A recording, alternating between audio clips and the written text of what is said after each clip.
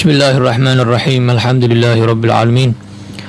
Wa bihi nasta'in ala umurid dunya waddin wassalatu wassalamu ala asyrafil anbiya'i wal mursalin sayyidina wa habibina wa syafi'ina wa qurrati a'yunina wa nuri qulubina mustafana wa maulana Muhammadin wa ala alihi wa sahbihi ajma'in wa la hawla wa la quwwata illa billahil aliyyil azim. Subhanaka la ilma lana illa ma 'allamtana innaka antal alimul hakim. Rabbi syrah li sadri wa yassir li amri wa hlul 'uqdatam min lisani wa saddid lisani wahdi qalbi ya rabbal alamin. Amma ba'd. Alhamdulillah pemirsa MACT TV dan juga pendengar setia Radio Dais dimanapun antum semuanya berada. Alhamdulillah syukurillah Allah subhanahu wa ta'ala kembali pertemukan kita semuanya pada kesempatan kali ini membahas tentang ilmu tauhid yang mana wajib kita ketahui, kita pelajari, termasuk ilmu yang wajib kita pelajari sehingga kita tidak tersesat dalam tauhid kita, dalam akidah kita, dalam agama Islam. Alhamdulillah kita sampai di pembahasan selanjutnya setelah kita selesai membahas tentang sifat wajib Allah, sifat mustahil bagi Allah. Dan terakhir kemarin panjang lebar kita bahas mulai sebelum Ramadan sampai kemarin tentang sifat jaiz Allah subhanahu wa ta'ala, begitu panjang sekali, luar biasa. Maka saat ini kita masuk ke pembahasan yang baru, yaitu masuk ke bab pembahasan tentang sifat-sifat wajib bagi Rasul atau para Nabi yang akan kita bahas insyaAllah dalam beberapa pertemuan kita. Maka beliau penyusun yang menazamkan kitab Jawharatut Tauhid, Syekh Burhanuddin Ibrahim Al-Laqani, beliau berkata dalam kitabnya Jawharatut Tauhid, qala an-nazim rahimahullah nafa'ana bihi bi'ulumihi fid darain amin, wa wajibun fi haqqihim lamanah wa sidquhum mawdhif lahu al-fatanah wa mithlu dha tablighuhum lima ataw wa yastahilu didduha kama rawaw. Beliau menyatakan wajibun, dan wajib hukumnya, ini sifat wajib bagi para rasul dan para nabi, ya, fi haqqihim, di dalam diri mereka, dalam diri para nabi dan para rasul. Kalau para rasul sifat wajibnya 4, kalau para nabi sifat wajibnya 3. Nanti akan kita bahas. Pokoknya tabligh, menyampaikan, ya, itu sifat wajib bagi rasul. Tapi kalau Nabi, tabligh gak termasuk. Jadi sifat wajib bagi Rasul 4, tabligh termasuk. Sifat wajib bagi Nabi, tabligh tidak termasuk, jadi 3. Yang pertama adalah al-amanah, yaitu para Rasul, para Nabi wajib memiliki sifat amanah. Apa yang dimaksud amanah itu? Amanah itu adalah hifdhu zawahirihim wa bawatinihim minat talabbus bimanhiyin anhu, menjaga zahir mereka dan batin mereka. Di urusan zahir dan urusan hati betul-betul dijaga. Dari apa? Daripada melaksanakan sesuatu yang dilarang Allah subhanahu wa ta'ala, walau nahya karahatin au khilafil aula, walaupun larangan kemakruhan atau di bawah derajat kemakruhan, yaitu khilaful aula, melakukan sesuatu yang tidak afdol. Bukan makruh lagi nih, bawahnya lagi. Jadi dia tidak makruh, gak dibenci sama Allah, cuman gak afdol. Itu gak mungkin melakukan itu para nabi dan para rasul. Mereka melakukannya pasti yang paling afdol, paling utama, karena mereka adalah manusia yang paling utama, begitu kan, di antara manusia yang lain. Maka tidak mungkin mereka melakukan itu semuanya. Mereka menjaga dari itu dan dijaga oleh Allah subhanahu wa ta'ala. Makanya mereka disebut ma'sum. Mereka ma'sum, terjaga daripada segala sesuatu yang dilarang oleh Allah subhanahu wa ta'ala, apapun itu. Apalagi yang haram, yang makruh saja dijaga, yang tidak afdol saja dijaga. Jangan sampai melakukan yang tidak afdol, apalagi makruh, apalagi haram, gitu ya. Jangan sampai melakukan yang itu, dijaga mereka. Secara zahir, ya seluruh maksiat zahir, seperti zina, minum khamar, tidak mungkin. Berbohong, ngerasani, mengadu domba, nggak ada nabi kayak gitu, nggak ada. Jadi tidak pernah mereka seperti itu. Makanya kan pernah terjadi di zaman Nabi Musa alaihissalam, beliau terjadi di zaman beliau paceklik yang sangat lama. Jadi kemarau panjang. Nabi Musa bersama umatnya kumpul jadi satu di satu lapangan, minta kepada Allah Subhanahu wa ta'ala supaya diturunkan hujan. Gak turun-turun hujan. Nah, lantas Nabi Musa alaihissalam tanya kepada Allah, ya Allah, kenapa ini kok semua sudah kumpul minta nangis-nangis, ya kok gak hujan-hujan ini? Kata Allah, ada di antara kalian yang menyebabkan tidak turunnya hujan, yaitu adalah orang yang mengadu domba. Dia suka ngadu domba. Akhirnya Nabi Musa tanya, siapa dia ya Allah, biar tak tegurnya langsung aja. Langsung ditepoin orangnya siapa itu. Katanya Allah, loh saya ini ngelarang orang ngadu domba, saya mau ngadu domba. Allah. Nah, jadi Allah menjaga mereka betul-betul, jangan sampai mereka tadi itu melakukan sesuatu yang salah, karena mereka ini panutan, suri tauladan uswatun hasanah. Nggak bisa, mereka nggak memiliki sifat amanah, itu nggak bisa. Ya, secara dohir, semua yang secara dohir maksiat, makruh atau yang tidak afdal nggak mereka lakukan.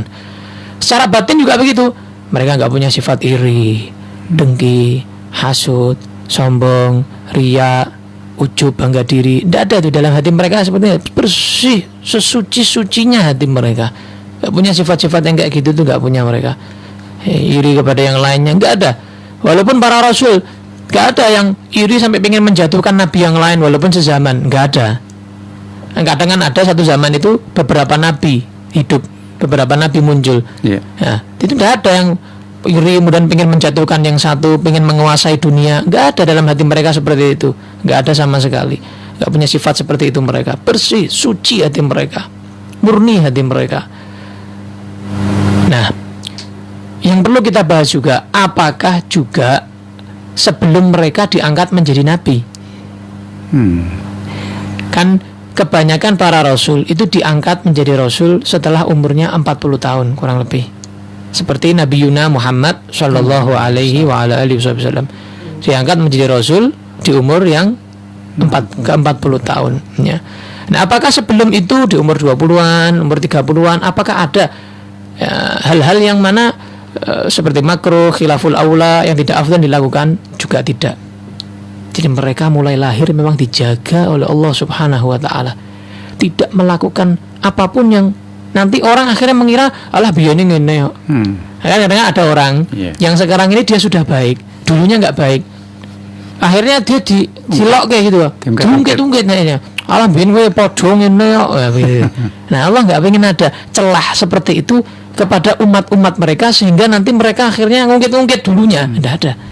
Mereka sama sekali mulai lahir memang bersih, dijaga oleh Allah, murni dijaga oleh Allah Subhanahu wa ta'ala. Makanya kepada Nabi Muhammad Allah menyatakan, fa innaka bi a'yunina, engkau ini selalu di hadapanku, di hadapan mataku, ibaratnya begitu bahasanya. Jadi selalu dijaga oleh Allah Subhanahu wa ta'ala, selalu dijaga. Jadi walaupun ketika kecil, makanya Nabi Muhammad itu ketika kecil tidak main seperti anak-anak yang lain. Makanya Nabi juga yashibbu fis sabi syabab as-sabi fi syahr, fil yaumi syabab as-sabi fi syahr. Dalam waktu satu hari, Nabi itu seperti anak-anak yang lain 1 bulan pertumbuhannya, perkembangannya. Kalau kita mungkin sehari pertumbuhannya sehari per hari, kalau Nabi 1 hari itu kayak 1 bulan. Cepat banget, berbeda dengan yang lain. Yang lainnya main, Nabi nggak main. Selalu bersama Allah mulai kecilnya, selalu beribadah kepada Allah Subhanahu wa ta'ala walaupun belum diangkat menjadi rasul. Jadi begitu, mulai kecil. Bahkan hal yang mubah ini, bukan afdal, bukan makruh, bukan haram ya, mubah, itu pun mereka lakukan seminimal mungkin. Jadi dijaga jangan sampai ada mubah-mubah yang rak penting gitu ya. Sing penting tok ibaratnya begitu. Karena mereka ini suri tauladan, uswatun hasanah. Nah, sekarang ada timbul pertanyaan begini. Loh, Nabi Muhammad kan pernah sholat 2 rakaat terus salam, padahal sholatnya itu 4 rakaat. Dapat 2 rakaat Nabi salam, lupa. Loh, bagaimana masa Nabi Muhammad lupa? Kalau terjadi hal-hal yang seperti itu memang Allah perintahkan. Memang Allah setting, dikasih skenario seperti itu supaya apa? Supaya ada yang namanya sujud sahwi. Kan yang namanya Nabi kan mensyariatkan. Iya kan? Mensyariatkan.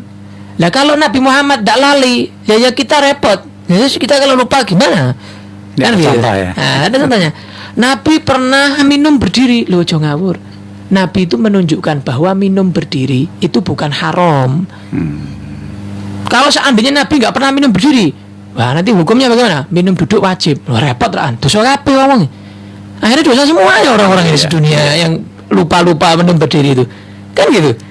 Jadi Nabi Muhammad itu pernah melakukan seperti itu untuk apa? Mensyariatkan. Menunjukkan apa? Ini gak haram. Ini tidak dosa. Cuman yo HPE lungguh. Bagusnya duduk gitu. Buang air, bagusnya jongkok. Begitu. Nabi SAW tadi seperti lupa tadi sujud sahwi. Jadi mensyariatkan. Jadi yang muncul seperti itu tuh mensyariatkan. Nabi Adam alaihissalam. Wah, gara-gara Nabi Adam nih awake dhewe ning donya, coba ning surga. Nah, enggak boleh begitu.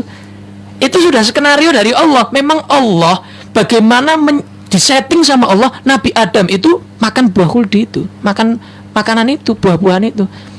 Makanya seorang tokoh sufi yang bernama Abu Madian, Syekh Abu Madian, dia menyatakan, kalau saya di posisi Nabi Adam, bagi kalau saya, katanya Syekh Abu Madian, kalau saya di posisinya Nabi Adam, yang saya makan gak sedikit, sak pohon tak pangan kabeh. Kenapa? Itu perintahnya Allah. Itu tuh skenarionya Allah, gitu loh, jalannya Allah.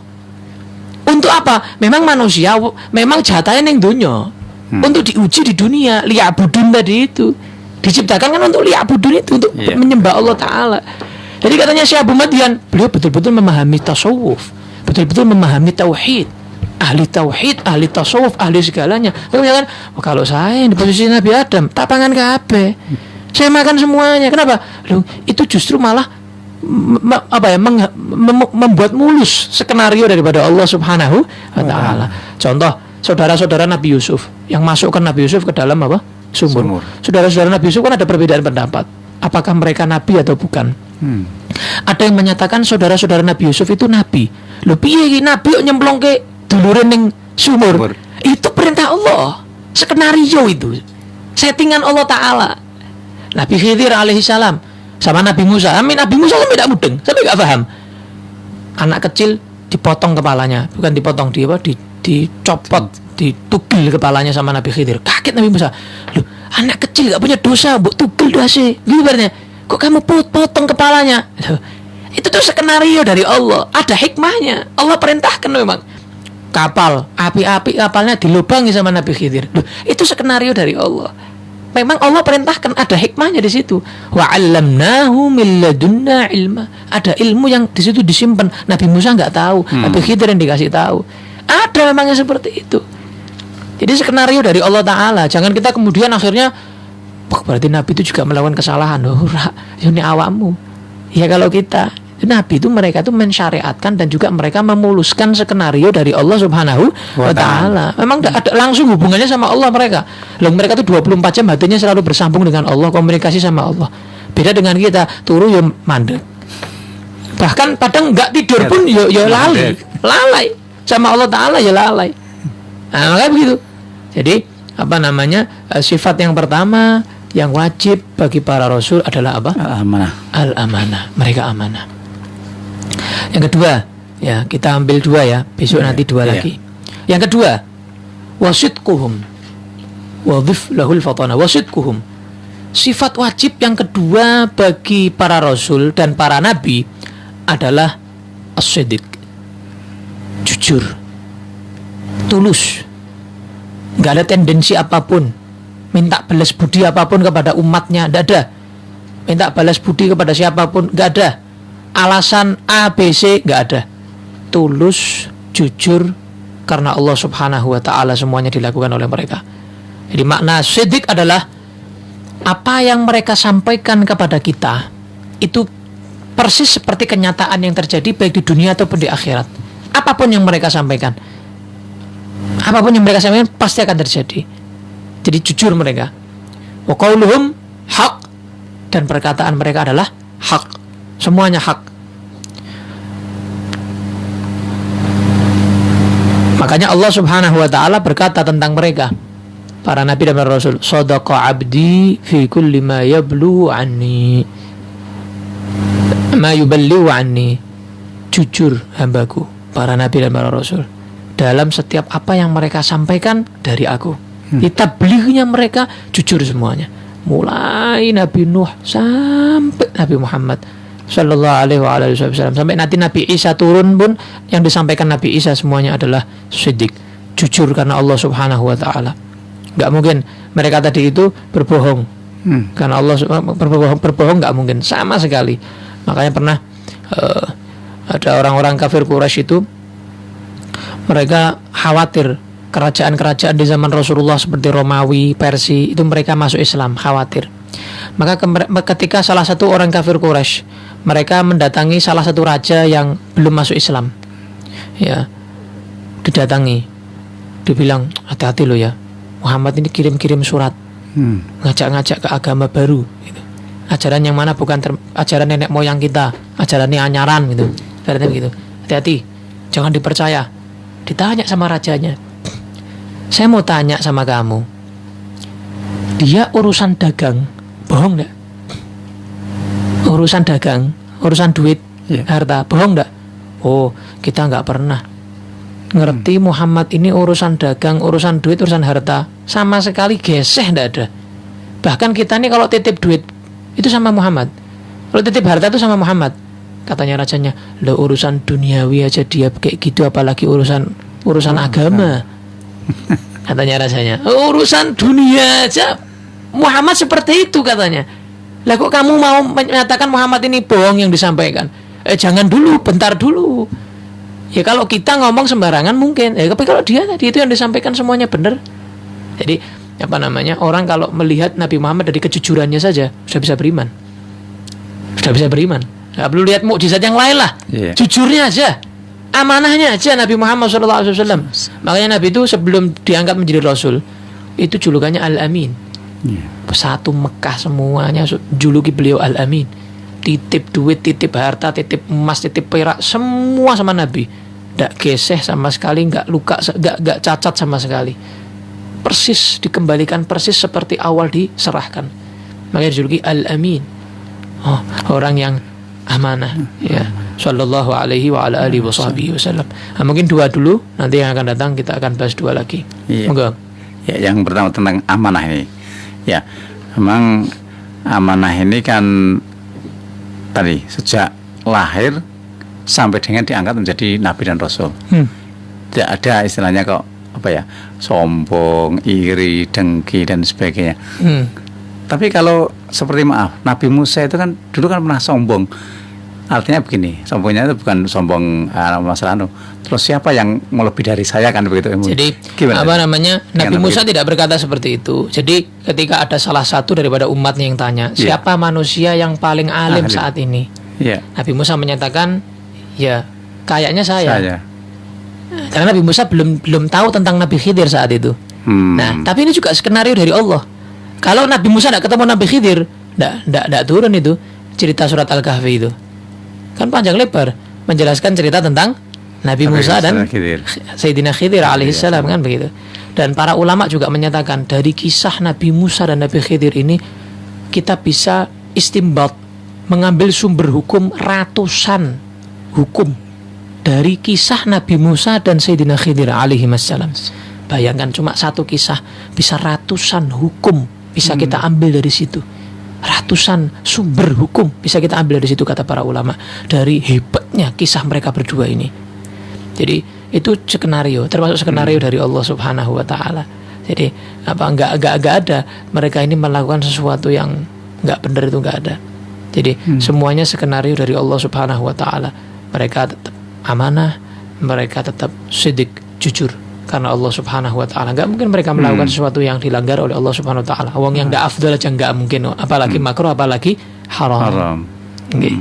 Artinya memang yang menjaga memang itu sudah dijaga Allah sejak awal, berarti kali itu. Jaga. Aman. Sama Allah sudah dijaga. Sudah dijaga, mulai kecil sudah dijaga. Oleh Allah Subhanahu wa taala sudah dijaga.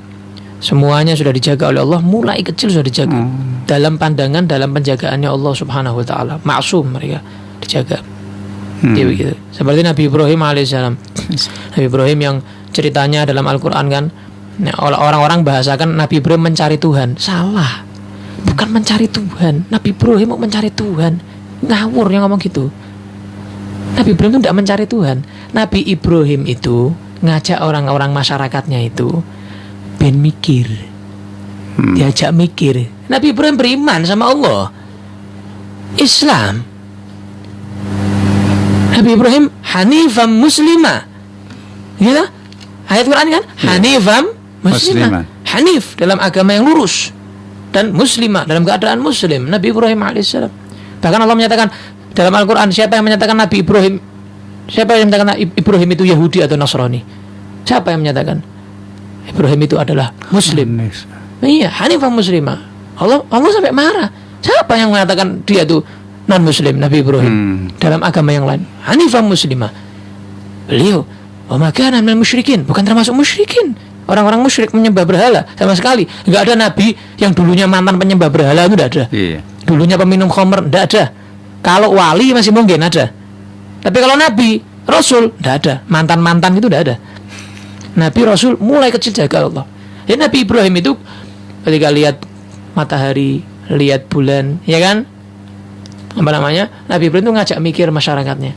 Masa Tuhan itu bisa tenggelam matahari? Bulan, masa Tuhan itu bisa hilang, ya kan? Nah, jadi diajak mikir sama Nabi Ibrahim sehingga mereka mikir. Makanya Nabi Ibrahim alaihissalam ketika cerita yang Nabi Ibrahim menghancurkan berhala-berhala itu, ya kan? Ketika mereka semuanya keluar, masyarakat satu kampung merayakan satu perayaan, Nabi Ibrahim kesempatan. Nabi Ibrahim menyatakan ketika diajak oleh Azar, menyatakan inni saqim dalam Al-Quran. Allah ceritakan, saya sakit, padahal tidak sakit. Saya sakit. Nah, itu Nabi Ibrahim bukan bohong. Nabi Ibrahim menyatakan, saya sakit hati melihat akidah kalian. Mana maksudnya? Jadi begitu maksudnya. Yeah. Nah, di bahasa kan bilang ini sakim, saya sakit. Maksudnya hatiku loro. Sakit melihat kalian tuh akidahnya seperti ini, so nyembah berhala gitu. Pura-pura sakit kan? Iya. Yeah. Nah, Nabi Ibrahim seperti itu, menyatakan sakit hati tadi itu. Kemudian mereka semua pergi, Nabi Ibrahim ke tempat patung-patungnya dihancurin sama kampak. Yang kecil-kecil semuanya. Sisa yang paling gede di tengah depan. Kampaknya dikalungkan di patung yang depan sendiri. Terus Nabi Ibrahim pulang. Bawa selimutan lagi. Apa namanya? Supaya orang-orang taunya beliau sakit tadi itu. Okay. Orang-orang datang ke tempat sesembahannya kaget. Tuhan ini hancur kabeh. Tuhan kok hancur ya? Tuhannya hancur semuanya. Ini menurut kalian siapa ini yang melakukan ini? Nah, ada orang-orang yang dengar Nabi Ibrahim itu pernah berjanji mau menghancurkan berhala. Orang-orang yang lemah. Nabi Ibrahim menyangka mungkin mereka nggak mungkin nyampaikan. Kok malah disampaikan? No. Mereka menyatakan, sami'na fata yuqalu lahu Ibrahim. Ada Ibrahim. Ini kayaknya Ibrahim ini. Ibrahim ini pernah ngomong gini kayaknya. Coba. Loh, Ibrahim sakit. Parani coba. Parani datang ke Nabi Ibrahim. Nabi Ibrahim ditanya, apa kamu menghancurkan? Loh, kok tanya sama saya? Ya tanya sama mereka tuh. Tanya sama mereka, kok iso hancur? Kenapa? Tanya sama mereka. Terus mereka mikir, ora iso tuh ya. Patung kok dijak omong. Kan gitu. Iya. Yeah. Kamu lu gimana Ibrahim? Apa ngamuk? Siapa yang menghancurkan ini? Tuh kampaknya yang pegang yang besar itu. Itu yang hancurin. Nah, ini bukan bohong. Ini hujjah. Jadi dalam berdebat atau adu argumentasi, hal-hal yang seperti ini kadang-kadang diperlukan. Ngajak mikir Nabi Ibrahim. Tuh yang megang kampak itu yang besar tuh. Takono sing gede gitu. Mikir lagi, enggak mungkin iki akal-akalanmu Ibrahim. Nah, orang itu biasanya kalau kalah argumennya, enggak punya dalil, biasanya pakai kekuatan. Iya. Akhirnya kumpul ke api, kayu bakar Ibrahim, langsung kalah hujah kok. Kalah dalil sudah, kalah argumentasi sudah, ya sudah pakai kekuatan sudah Namrud. Enggak terima sudah. Nah, itu makanya nanti yang Nabi Ibrahim di hari kiamat, yang Nabi Ibrahim itu ketika para manusia minta tolong sama beliau. Wahai Nabi Ibrahim, tolong kita, syafaati kita. Kata Nabi Ibrahim, nafsi, saya nggak bisa nolong kalian. Saya aja masih punya kesalahan 3 kali saya bohong. Ini dianggap bohong, padahal nggak bohong. Jadi ini mimbab hasanatil abrar, sayyiatul muqarrabin. Jadi ada di dalam tasawuf atau tauhid itu kebaikan dari orang biasa, orang soleh biasa, itu bisa jadi keburukan bagi orang yang derajatnya tinggi. Contoh gini, ada kiai sepuh main game sama santri kalong main game. Kira-kira santri kalong main game wajar, biasa. Yeah. Kiai sepuh, Habib sepuh main game misalnya, loh yo ora pas. Wong wis umure 80 layangan main PS, yo ora pas. Nah itu ibaratnya. Yeah. Beliau menganggap iki sing model koyok kene iki ra pantes aku.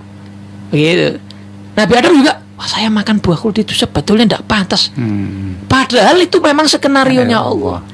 Tapi mereka tuh dari takutnya sama Allah menganggap itu salah.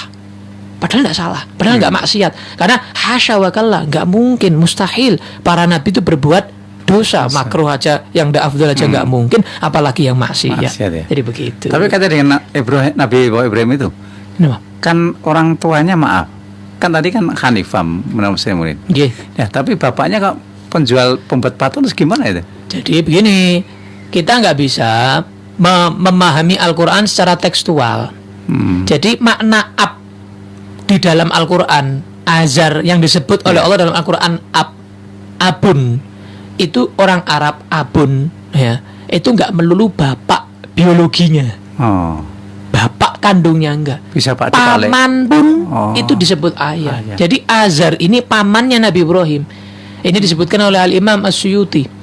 Beliau menyatakan dalam kitab beliau Al-Hawi lil Fatawi, beliau menyatakan bahwa pendapat yang sahih, pendapat yang paling menyelamatkan akidah kita adalah apa?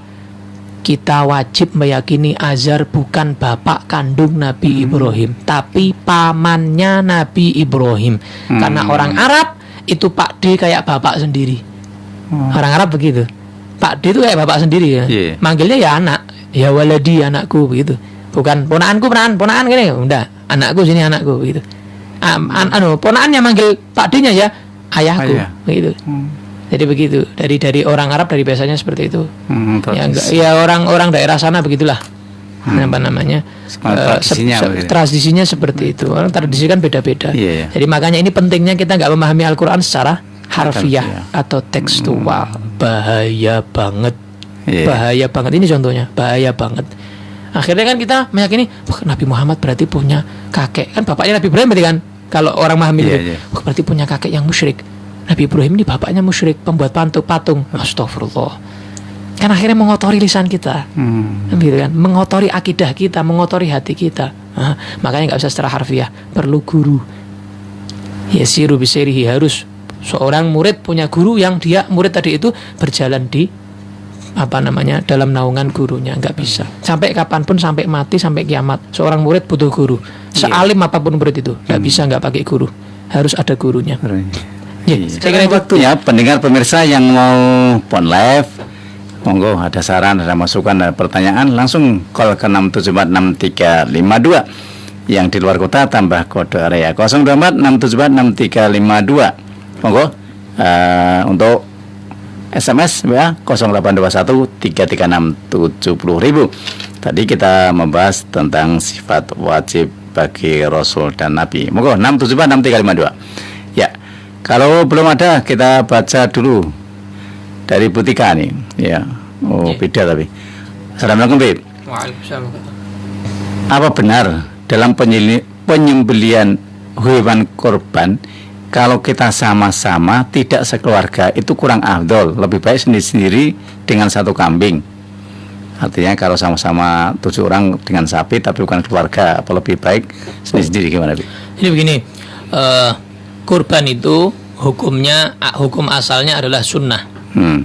Nah, sunnah itu terbagi menjadi 2. Ada sunnah ain. Sunnah ain itu individu. Setiap individu orang yang mampu melakukan kurban, itu sunnah ain namanya. Seperti fardu ain, sholat 5 waktu dilakukan sendiri-sendiri, nggak bisa diwakilkan, nggak bisa satu sholat buat berapa orang, kan nggak bisa. Ya. Kemudian yang kedua namanya sunnah kifayah. Jadi kalau satu saja daripada anggota keluarga sudah melakukan kurban, maka gugur kesunahannya kepada seluruh keluarga. Contoh satu rumah, di situ ada bapak, ibu, kemudian anaknya, suami, istri, ya, kemudian cucunya, jadi satu rumah di situ. Salah satu daripada kepala keluarga, bapaknya ataupun suaminya mengeluarkan hewan kurban, yang menafkahi di situ mengeluarkan hewan kurban, maka gugur kesunahan kepada seluruh yang ada tinggal di rumah tadi itu. Nah, apakah mendapatkan pahala semuanya? Al-Imam An-Nawawi menyatakan kalau seandainya dalam bab pahala semuanya diikutkan, maka semuanya dapat pahala, kata Imam Nawawi dalam Syarah Muslim. Beliau menyatakan seperti itu. Tapi kalau keabsahannya hanya untuk satu orang kalau kambing.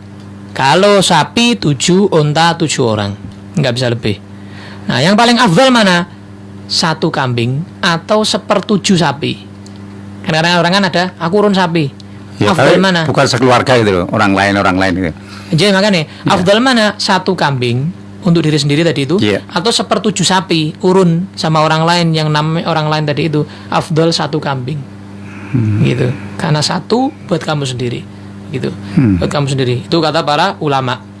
Tapi Imam Romli menyatakan kecuali kalau 1/7 daging sapi itu dagingnya lebih banyak daripada 1 kambingnya dia tadi ini, maka menurut beliau lebih afdal yang itu. Tapi ulama yang lain menyatakan enggak, tetap afdal kambing 1 daripada 1/7 sapi, begitu. Jadi silahkan mau ikut pendapat Imam Romli ataupun pendapat ulama yang lain, sama-sama baiknya. Yang penting kita kalau mampu jangan sampai enggak kurban. Ya. Ada lagi? Korban perasaan paling. Korban perasaan. Oh, iya. Pokoknya 6746352 masih kita tunggu yang phone live, sambil phone live kita baca-baca WA. Monggo 6746352. Ya. Masih korban lagi nih. Assalamualaikum, Bib. Waalaikumsalam warahmatullahi. Apa benar apa dalam penyembelihan hewan korban harus selesai sholat Id dulu, apa sebelumnya boleh? Harus. Jadi harus, bukan sholat Idnya yang harus. Jadi harus setelah mudhiyi qadri raka'ataini wa khutbataini khafifatin. Setelah lewatnya saat yang cukup untuk melaksanakan sholat Idul Adha dan juga 2 khutbah yang ringan, ringkes. Ya mungkin sholat itu berapa menit ya? Katakan sholat Id 5 menit, khutbahnya misalnya ringkas 5 menit, 10 menit. Jadi setelah terbitnya matahari, masuk waktu sholat Id, kemudian lewat 10 menit, setelah itu menyembelih, walaupun dia yang penyembelihnya itu nggak sholat Id, maka sah hukumnya. Pokoknya setelah lewat waktu yang cukup untuk sholat Id dan juga 2 khutbah yang ringkas, itu syaratnya. Artinya tidak perlu selesai, gitu. Nggak harus. Keabsahannya loh ya. Keabsahannya nggak harus setelah selesai. Lah kadang-kadang kan ada yang sholat Idnya tuh agak telat, jam 6:30 baru sholat. Yang itu ada yang agak telat gitu ya. Ada yang jam 7 baru sholat kan begitu. Jadi kalau nunggu jam 7 ya jam 8 nanti nyembelihnya. Kan ada yang sembelihnya itu banyak, numpuk banyak. Kalau nggak dari pagi-pagi banget kan nggak nyanda, waktunya nggak nutup. Jadi dalam fikih hukumnya seperti itu. Jadi bukan setelah sholatnya, tapi setelah lewat masa yang cukup, waktu yang cukup untuk melaksanakan sholat dan 2 khutbah. Walaupun memang si penyembelihnya memang tidak sholat misalnya, tidak sholat Id misalnya, malas keset, itu tidak mengganggu keabsahan kurbannya. Jadi tidak ada syarat penyembelih hewan kurban atau orang yang kurban harus sholat Id, nggak ada syarat seperti itu, nggak ada, nggak ada. Hanya nggak afdal aja dia nggak melakukan sholat Id, eman-eman setahun cuma sekali Idul Adha kan, kenapa nggak sholat? Ya, moga 6746352. Ya, ini dia ada namanya nih. Assalamualaikum Jimpit. Waalaikumsalam warahmatullahi wabarakatuh. Jika sudah ada air zam-zam untuk istri yang sedang hamil, apa saja doa yang sebaik dibaca? Mohon doanya, istri saya sedang hamil, insya Allah kelamin laki-laki. Jadi air zam-zam bagus bagi siapapun, orang yang sehat, orang yang sakit, orang yang hamil, orang yang mau hamil, ya bagi siapapun air zam-zam itu bagus. Dan air zam-zam itu kata Nabi, ma'u zam-zam lima syuribalah, tergantung niat orang yang minum. Kamu niat minumnya buat apa? Insya Allah makbul berkat air zam-zam itu. Air zam-zam itu air yang paling afdal nomor 2. Nah, yang pertama apa? Air yang keluar langsung daripada baina asabi'in Nabi sallallahu alaihi wasallam. Dari jari jemarinya Nabi dulu. Pernah keluar air dari jari jemarinya Nabi. Itu air yang paling afdal nomor 1 secara mutlak di dunia ini, di muka bumi ini, alam semesta ini. Nah, air yang kedua yang paling afdal adalah air zam-zam. ya, air Zam-Zam. Nah, jadi yang bagus dibaca untuk seorang yang hamil ada doa daripada Al Habib Abdul Qadir bin Ahmad As-Sagaf, ya. Itu yang biasanya saya kasih kepada jamaah-jamaah saya kasih doa itu. Doanya mujarrab, luar biasa, doa daripada seorang kutub di zamannya, pemimpin para wali di zamannya, Al Habib Abdul Qadir bin Ahmad As-Sagaf, yang dimakamkan ada di Saudi sana. Nah, kemudian juga kalau Al-Qur'annya baca surat Maryam dan juga baca surat Yusuf, dibaca. Surat itu dibaca. Nah, kemudian sering-sering membaca ya qawiyu ya qawiyu ya qawiyu supaya kehamilannya tadi itu kuat. Kehamilannya tadi itu kuat, ya. Apalagi yang rahimnya lemah, kan ada kadang-kadang yang lemah, ya, kandungannya itu baca terus. Sama ya Latif, ya qawiyu sama ya Latif. Banyak amalan-amalan yang lainnya kakean melarat diamalke. Ya. Monggo. Iya, penting dikit tapi diamalkan aja ya. Dosa banyak-banyak. Ini maghribnya berapa menit kita? Iya. Oh iya. Mau maghrib nih. Ya mau maghrib ya. Iya. Ya satu lagi aja Beb ya. Iya. Ya, assalamualaikum Beb. Di Semarang belum adzan. Iya. Iya. Oh, bahasa Jawa. Assalamualaikum Yai. Tiang meninggal dipun ngajakaken maos surat Yasin kalian dipun maos Atakul Kubro nika utama pundi? Yasin. Karena itu langsung dari Nabi Shallallahu Alaihi Wasallam. Jadi iqra'u Yasin ala mautakum. Bacakan Yasin kepada orang-orang yang mati di antara kalian. Jadi itu langsung perintah dari Nabi. Makanya paling afdal bacakan Yasin. Ya, ada ini satu cerita terakhir ya sebelum kita tutup. Ya. Ini cerita lucu. Ada satu orang itu, dua orang ini saling bermusuhan. A sama B. Yang A meninggal duluan, mati duluan. Yang B seneng dia, mati. Ketika melewati kuburannya, tidak baca Yasin, tidak baca Fatihah, bacanya ayat-ayat tentang neraka. Bacanya khuduhu faghulluh, malaikat ambil dia, belenggu dia. Tsummal jahima salluh, masukkan ke neraka jahim. Tsumma fi silsilatin, dirantai dan lain sebagainya. Disebutkan ayat-ayat tentang neraka tadi itu. Malamnya dia mimpi, si A tadi itu masuk dalam mimpinya. Dia bilang si A tuh, jazakallah khair, terima kasih banyak, syukron. Gara-gara ente baca ayat tadi itu, hari ini azabnya anak diringankan sama Allah. Waduh, aku pengen malah dibukain rokok kok malah. Gara-gara baca ayat Al-Quran. Apapun ayat Al-Qurannya itu luar biasa. Apalagi Yasin. Ini musuh loh nih. Apalagi sahabat, apalagi keluarga. Ini musuhnya kayak gini pahalanya. Ini cerita saya dapatkan dari guru saya Al Habib Salim bin Abdullah bin Umar Syatiri rahimahullah ta'ala wa nafa'ana bihi bi'ilmi fid darin amin. Saya kira itu sallallahu alaihi wasallam Muhammadin wa ala alihi wasallam alhamdulillah rabbil alamin. Assalamualaikum warahmatullahi wabarakatuh. Waalaikumsalam.